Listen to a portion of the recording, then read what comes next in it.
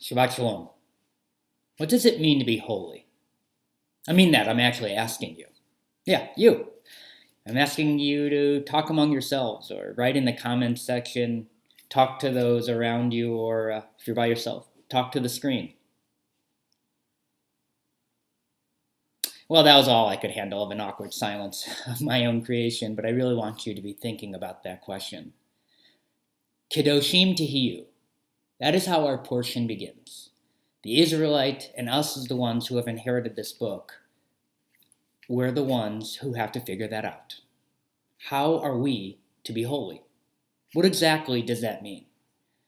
First, I think these words are optimistic. They are hopeful, and above all else, it's a command. As an idea, we can recognize the optimism that is embedded in the Torah's words, the belief in the human spirit, and the hope in humanity's potential. But let's start with the rationale for this command. On the literal level, God is commanding us to be holy because God is holy. And lest we forget, we are built in God's image.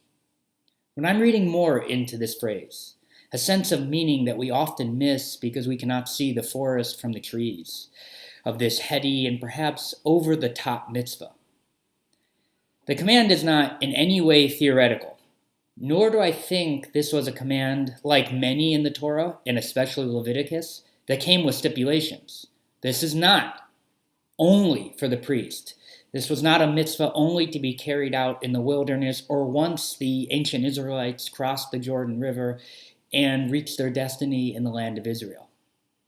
No, the priestly writers of this section of the Torah are looking each of us squarely in the face and saying, this idea of being holy, of reaching for the divinity that was pressed upon our DNA with God's fingerprint, is real. So I return to this essential question. How do we achieve this level of living? Of the two portions that we read today, the one that I'm talking about serves as a manual for how to achieve holiness.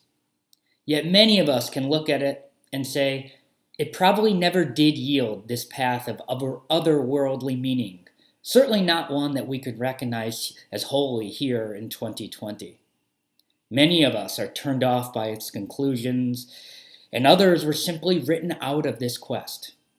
Here in chapter 19 of Leviticus, the Torah has antiquated and hurtful notions of where one must, at the very least, begin their journey towards holiness. And those of a different gender, identity, or physical makeup have wholly been excluded from this task. Yes, we cannot blink or look away from this. We cannot ignore the millennia of hurt and trauma of some of the ingredients that went into our book's recipe for holiness. Full stop. Yet I do need to add that as Jews, we have never embraced the idea that we read the Torah literally. We have never lived through a time where our voice was outside of how we related to it, and with everything. Context matters. We always read the Torah, like we should any book, with our community and the overall environment that we find ourselves in at the time. I'm not looking to Midrash, to creatively rewriting this section to solve the problem. Nor should we attempt Lin-Manuel Miranda brilliance and recast the writers to change the look and feel of this book. No.